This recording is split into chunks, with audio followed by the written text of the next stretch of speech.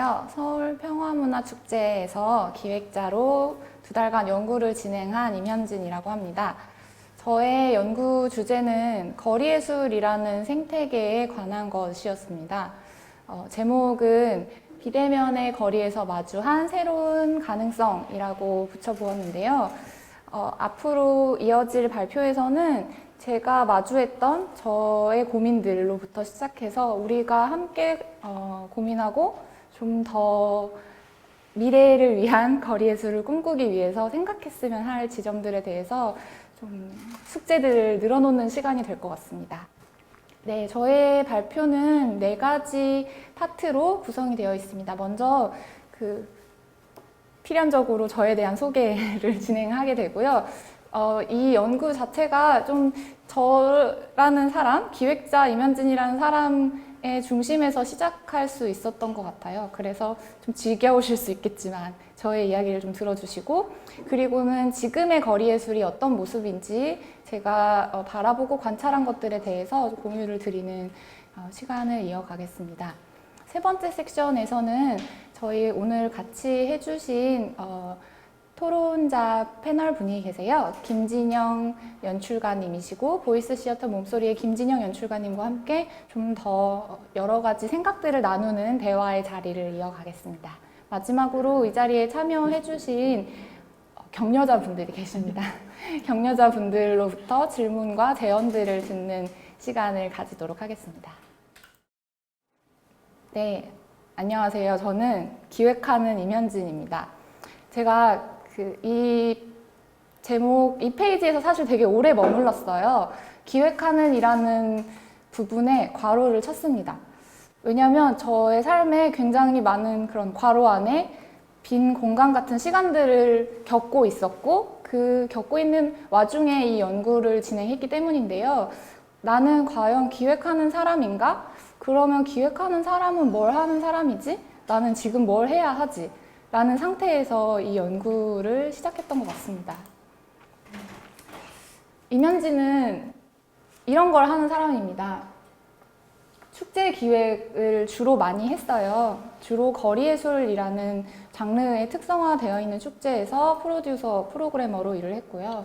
공연을 기획합니다. 공연도 역시 장소 특정형 작업이나 리서치 기반의 연극들, 거리예술들에 주로 관심이 많이 있었습니다. 이렇게 제작한 작품들을 투어하기도 했고, 그리고 국제교류를 통해서 작업들이 해외 시장에 진출할 수 있도록 교두보를 놓는 역할들도 같이 진행을 하고 있습니다.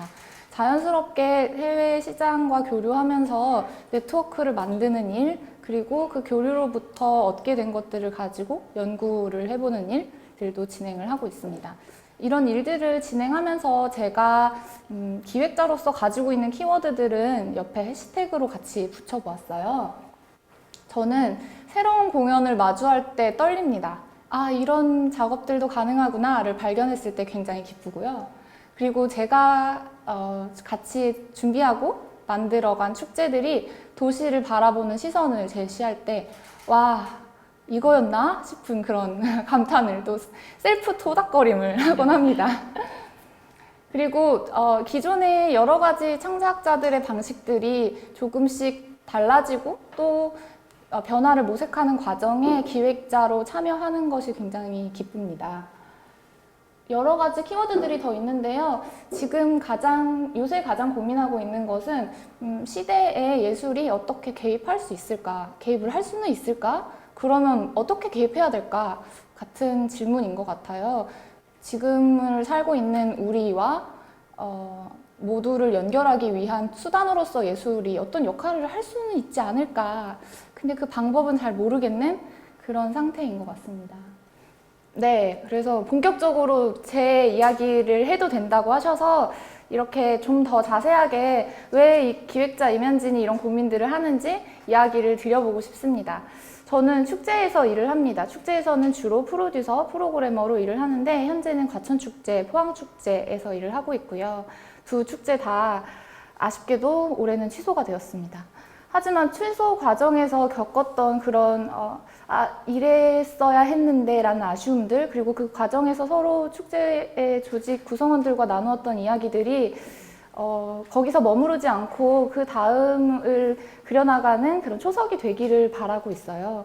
어쩌면 새로운 광장의 역할을 고민해야 하지 않을까라는 생각들도 하고 있습니다. 그래서 지금 보시는 슬라이드에 초록색으로 표시된 것들이 제가 요새 하고 있는 고민들이에요. 어떻게 하면 다시 우리 생태계가 신뢰를 회복하고 같이 갈 수 있을까? 미래의 축제는 어떤 모습이어야 할까라는 고민들입니다. 기획을 하는 입장이기도 합니다. 기획을 하면서 만났던 공연 단체들과는 여러 작업들을 하면서 사실은 잘 생존해 가고 있다고 생각했는데 그 생존이 언제까지 가능할지에 대한 고민들이 이어지고 있습니다. 해외 투어도 마찬가지였어요. 지속 가능성이 있을까? 그리고 만약에 더 이상 우리가 이전처럼 해외와 국제 교류를 하는 것이 무의미하다면 그럼 출구를 찾아야 하지 않을까? 이대로 내년에는 괜찮아질 거야를 생각하면 되는 걸까? 라는 질문 역시 가지고 있습니다. 반면에 국제 교류, 해외 투어와 비슷한 말이기도 한데 국제 교류에 있어서는 저는 더 큰 가능성들을 보고 있어요. 도리어 우리가 이런 시기에 서로 더 연대해야 하고 서로 더 가지고 있는 지식들을, 고민들을 나누면서 이 전 세계적인 문제를 해결하기 위한 각자의 역할들을 찾아가야 하는 때인 것 같고 온라인이 활성화되기 때문에 더 쉽게 서로와 연결될 수 있다라는 고민들도 하고 발견들도 찾아가고 있습니다. 학술 교류도 좋아하는 분야이지만 잘 하지 못하는 저에겐 영원한 숙제 같은 분야인데 그래서 지금 저는 사실 기획자 임현진에서 연구하고 싶은 사람 임현진으로 조금씩 옮겨가고 있는 것 같아요. 그런 또 다른 가능성들을 찾는 역할을 누군가 해야 한다면 나도 그 역할에 손을 좀 보태고 싶다라는 생각을 합니다. 그리고 독립기획자로서도 계속 새로운 프로젝트들을 기획하면서 이 시대에 제가 발견할 수 있는 틈들을 찾아가는 일들을 지속해 나가고 싶습니다. 이거 다 모아보니까 굉장히 끔찍하게 생각에 이렇게 뭉쳐 있더라고요. 이 초록색 덩어리들이 저의 생각이었고 그 생각들을 좀 모으고 집중을 해보면서 제가 연구의 주제를 찾게 됐습니다. 연구의 주제는 거리예술, 우리의 거리는 어디였을까? 그리고 그 거리에서 만난 사람들은 누구였을까입니다. 이 두 질문을 바탕으로 지금까지의 거리예술을 돌아보고 그리고 앞으로의 거리예술을 내다보는 그런 짧은 단서를 찾는 연구의 과정 그리고 그 이야기들을 공개합니다. 거리예술의 지금은 어떤지를 돌아봤습니다. 그리고 제가 그렇게 좋아하고 나는 거리예술 관련된 일을 하는 것이 너무 행복해 라고 이야기했었던 그 거리예술이 앞으로는 어떤 모습일지를 좀 살펴보는 시간을 가졌어요. 제가 하는 거리예술은 누군가가 그래서 네가 하는 거리예술이 뭐야? 라고 물어봤을 때 쉽게 대답하려고 할 때는 항상 이 이야기를 합니다. 거리라는 공간, 광장과 공원, 길, 도로, 공터, 공유지, 공공건물 등 여러 장소에서 다양한 형태의 예술들을 하는 것 그리고 그 장소를 어떻게 만날 것인지 그 예술들이 어떻게 표현될 것인지를 찾아가는 그런 예술의 한 형태라고 이야기를 합니다. 거리 예술에 있어서 거리는 창작의 공간이자 영감이라고 생각을 합니다. 관객을 만나는 방식을 적극적으로 제한하는 역할을 하고 또 공간과 주제가 직접적으로 서로 연결되거나 공간으로부터 장소가 확장되거나 혹은 장소로부터 공간이 확장되는 일들이 일어나곤 합니다. 거리예술에 있어 거리는 극장의 대한 공간 그 이상을 의미합니다. 앞서 말씀드렸듯이 공간의 이야기들이 본질적으로 작품의 창작의 주요한 요소들이 되거나 또 장소의 물리적인 요소들이 한편의 미학으로 작용해서 경치가 착용되는 그런 일들이 화학작용처럼 일어나곤 하죠. 그게 제가 좋아했던 거리예술의 모습인 것 같습니다. 거리예술에 있어 예술적인 형태와 미학에 대한 분석은 프랑스의 티에리 부아송이라는 분의 연구에서 몇 가지를 가지고 왔습니다. 제가 주로 관심을 가지고 집중을 했던 부분, 그리고 저의 눈을 항상 사로잡곤 했던 부분들은 여기 표시한 5가지의 거리예술 유형들, 미학적 유형들이었던 것 같아요. 도시의 공간을 시적으로 만들어내고, 또 도시 공동체와 함께 행동을 하고, 도시를 바라보는 새로운 시선을 누군가에게 제시한다거나, 관객들에게, 그 거리예술을 찾는 사람들에게 예술의 주체가 될 것을 적극적으로 권유하는 그런 형태, 또는 그 지역과 장소, 공간과 도시가 지닌 이야기들을 적극적으로 반영하는 형태의 거리예술들을 제가 좋아했던 것 같습니다. 다시 한번 말씀드리지만 이 연구는 굉장히 자기 배려적인 성향을 지니고 있습니다.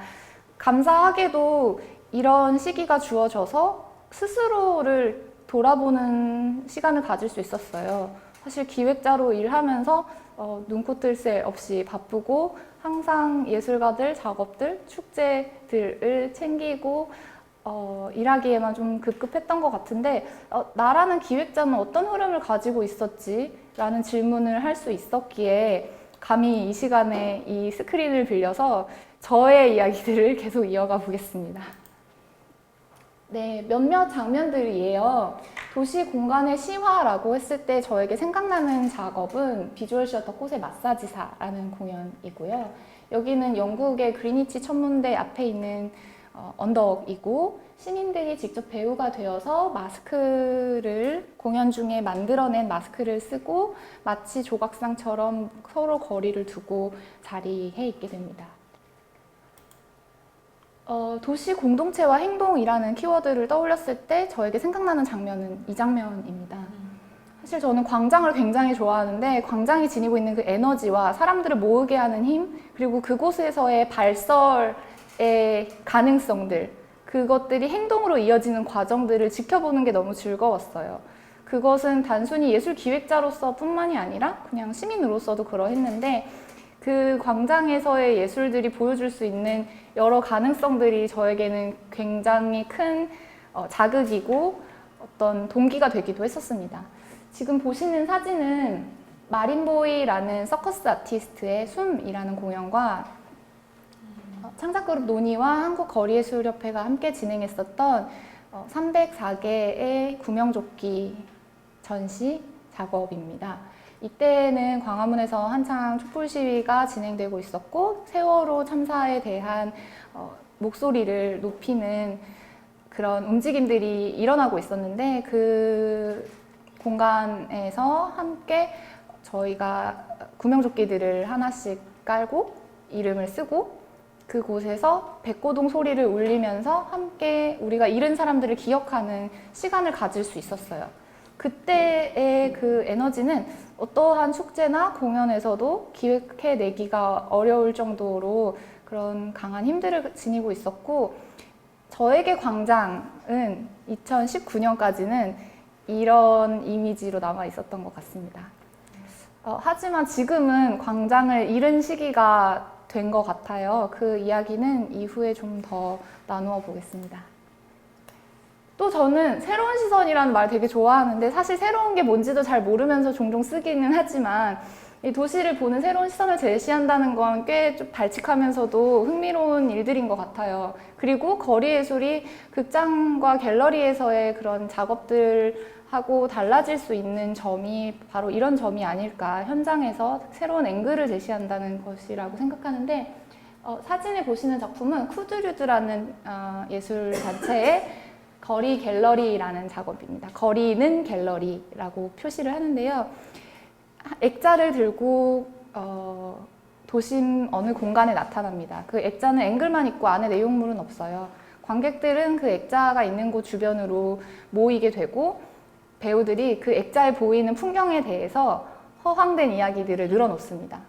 가끔은 실제 이야기들과 섞이기도 하고, 이 이야기들이 보여주는 그런 세상들이 우리의 이상과 지향을 닮아 있기도 하고, 때로는 정말 말도 안 되는 일이야 라는 분노를 일으키기도 하는 그런 굉장히 재밌는 요소들을 많이 다 가지고 있는 그런 작업이지요.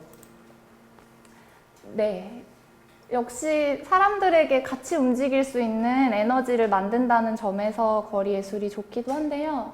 참여와 매개를 통해서 예술행위의 주체가 확대되는 경험들을 거리 예술의 현장에서 많이 발견했던 것 같습니다. 또 제가 최근에 밀고 있는 문장인데, 평범한 이야기로부터의 시대사를 반영하는 작업들이 참 매력적입니다. 어쩌면 위대한 인물들 그리고 거대한 서사들 뿐만이 아니라 그냥 평범한 우리들, 소박하지만 아름다운 삶들이 모였을 때 지금의 시대를 이야기하는 시대사가 되지 않을까라는 생각들을 많이 하고 있습니다. 그래서 이런 미학들을 보았을 때 제가 거리 예술을 좋아하는 이유들을 간단하게 요약했습니다. 저는 공동의 경험을 만들어낸다라는 것이 참 좋습니다. 그리고 때로는 희락뿐만이 아니라 희노애락, 공동의 제의로서 공동체와 함께 올 수 있는 것이 거리 예술이어서 참 좋습니다. 누군가의 목소리를 대변해주고 함께 사는 이웃들의 이야기를 적극적으로 담아내는 그런 리어카의 역할을 하는 거리 예술이 참 좋습니다. 이전에는 감히 발설하지 못했던 것들을 자유로이 발설해내는 거리 예술이 참 좋습니다. 그리고 일상을 넘어선 풍경을 만들어내는 거리 예술이 참 좋습니다. 이게 시간이 되는지 모르겠지만 저기에 있는 사람들 중에 한 명이 저예요. 그래서 넣어봤고요. 제가 이런 데 올라가 봤다라는 걸 한 번쯤 공식적으로 말해보고 싶어서 올라가려고 올라갔던 것은 아니고, 제가 맡았던 해외 공연단이 이제 시민들이 총 49명이 참여하는 이 휴먼네트라는 공연을 준비를 했는데, 그 시민분들 중에 한 분이 당일에 리허설도 다 마치고 워크숍도 이제 사전에 미리 하고 했었는데 당일 아침에 복통이었던 것 같아요. 아파서 못 오시게 됐는데 이거를 한 명이 빠지게 되면 무게중심이 안 맞아서 크레인이 올라가지 못하더라고요. 그래서 그나마 리허설은 안 했지만 그나마 용기를 낼 수 있는, 그리고 이걸 망치면 안 된다는 위기의식이 있는 사람이 올라가게 되어가지고 제가 리허설 없이 하네스를 차고 올라갔습니다. 10층 건물 높이. 근데 그때 그 생각이 들더라고요. 아, 나 이렇게 재밌는 일을 하고 있었구나. 사실 그래서 힘들 때는 이 순간을 기억해 보려고 되게 노력을 많이 해요. 아, 나 그때 올라갔었을 때 되게 좋았는데 그런 일들 계속하면 좋잖아 라는 그런 동기부여가 되는, 아무도 모르지만 저에게는 동기부여가 되는. 네, 그런데 제가 진짜 하려고 하는 얘기는 이제 사실 또 다른 거리 예술에 대한 이야기입니다. 코로나19가 왔어요. 코로나19가 우리가 예측하지 못한 시기에 왔고, 어쩌면 예측하지 못한 게 좀 더 이상할 수도 있을 것 같아요. 이런 일이 언젠가 일어날 거라는 걸 알고 있었어야 했는데, 근데 이런 일이 일어나고 나니까 비로소 어쩌면 보이지 않던 거리가 있었던 건 아닐까, 그런 다소 추상적일 수 있는 논리의 흐름을 조금은 뛰어넘은 그런 생각을 하게 됐습니다. 코로나19 때문에 저희 거리예술계 종사자들은, 예술가들은 거리를 이전처럼 사용할 수 없었어요. 그러한 시기를 몇 개월 겪으면서 감사하게도 도리어 발견하게 되는 것들, 그리고 원래부터 알고 있었어야 했던 그런 가치들이 수면 위로 드러나고 있는 것 같습니다. 저는 그것들이 경계를 넘는 작업이라고 생각했는데요. 경계를 넘는다라는 건 거리예술이 굉장히 많이 표방하던 말이에요. 형태와 경계를 규정하지 않고 자유로이 넘나드는 예술의 형태입니다 라는 얘기를 많이 들었었는데, 어쩌면 그 경계 없다고 말했던 거리예술이 또 다른 벽을 치고 있었던 건 아닐까, 새로운 가능성들을 좀 더 고민해 봐야 하는 것은 아닐까라는 생각을 합니다. 만남의 대상과 방식을 전환하고 있습니다. 온라인이라는 공간도 새로운 공공공간의 역할로 대두되고 있습니다. 평등과 다양성, 포용의 가치들을 찾아야 한다라는 목소리들이 확산되고 있습니다. 빈 광장이고요. 그래서 지금부터는 제가 소개하고 싶은 작업들을 중심으로 이 작업을 보면서 어떤 가치들에 대해서 고민을 했는지를 이야기를 드릴게요. 지금 보시는 사진은 제너럴 쿤스트라는 그룹의 피켓 라인이라는 작업입니다. 도시에 있는 틈새들, 아주 작은 구멍들에 미니어처 인형들과 피켓을 같이 설치를 합니다. 그 피켓에는 사회적인 메시지들, 그리고 그 시기에 우리가 같이 고민했으면 하는 주제들을 문장으로 써서 넣습니다.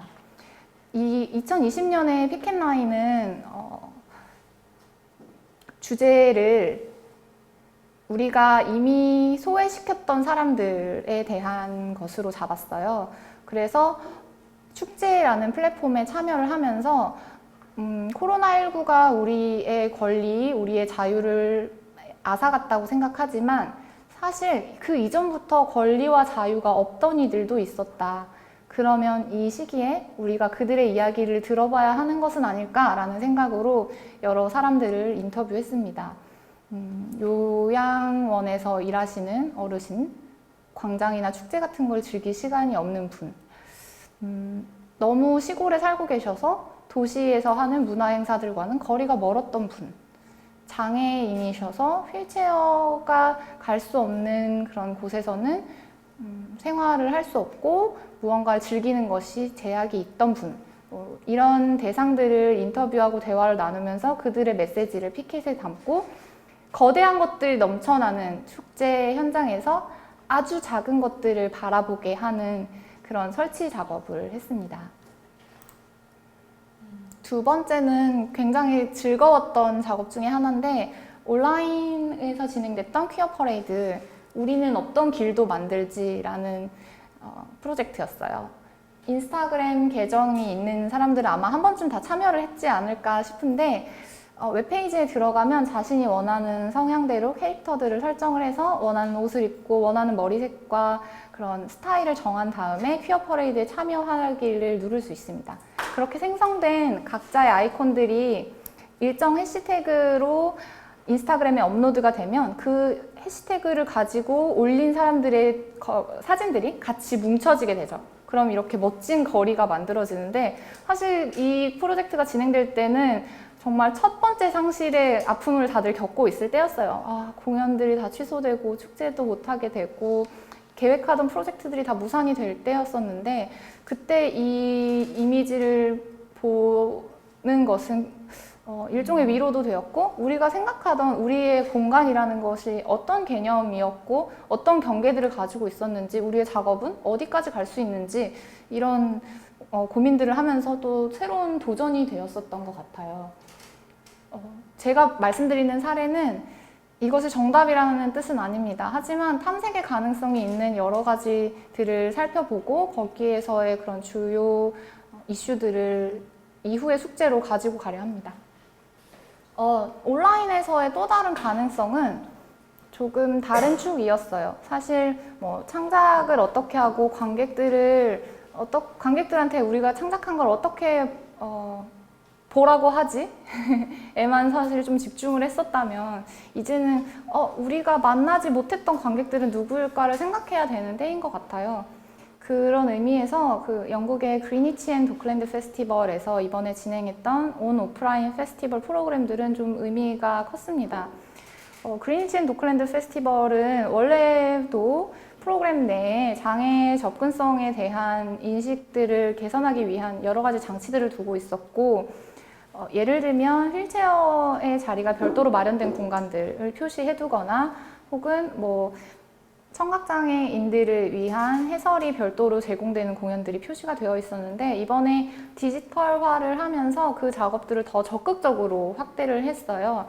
그래서 홈페이지에 들어가시면 오프라인에서 진행되고 있는 그런 설치 작업들에 대한 소개도 있지만, 오프라인에서 전시를 보러 올 수 없는 제약이 있는 분들을 위해서 온라인으로도 전시를 공개를 하고 있고, 그 전시를 온라인으로 그냥 단순히 보여주기만 하는 것이 아니라 도슨트의 개념과 그리고 수어 해설의 개념을 같이 도입해서 제약을 없애기 위한 장치로 그런 장벽들을 해제하기 위한 장치로 디지털을 보다 더 적극적으로 활용하는 것을 볼 수 있었습니다. 그래서 사실 뭐 거리는 모두의 것이야 라고 이야기를 한다지만 그 거리가 과연 모두의 것이었는지를 좀 생각해 볼 수 있게 되는 그런 작업이 아니었나 생각합니다.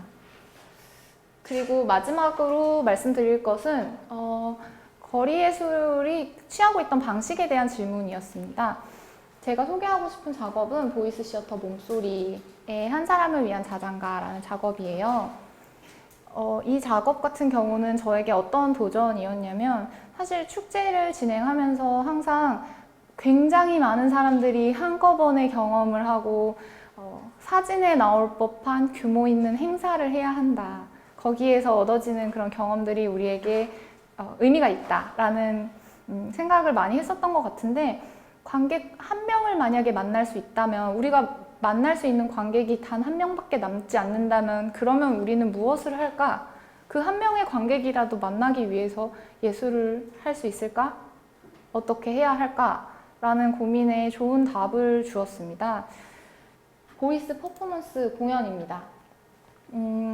자장가라는 모티프를 가지고 운영되는 공연이고 단 한 사람의 관객만을 위해서 공연이 진행됩니다.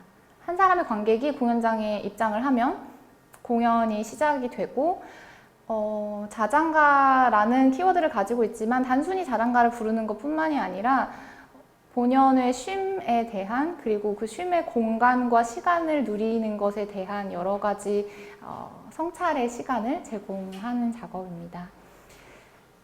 지금까지 말씀드린 것들이 제가 기획을 하며 겪었던 고민들 그리고 그 고민들이 2020년이라는 시기에 어떻게 농축되어서 어떤 발견들을 찾게 되었는지에 대한 짧은 단상들이었고요.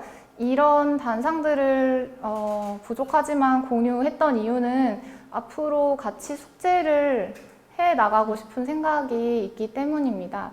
저희에게 만약에 평화가 필요하다면 이런 것들 충분히 고민하는 평화여야 하지 않을까라는 여전한 과제를 가지고 저의 연구 발표를 마치겠습니다.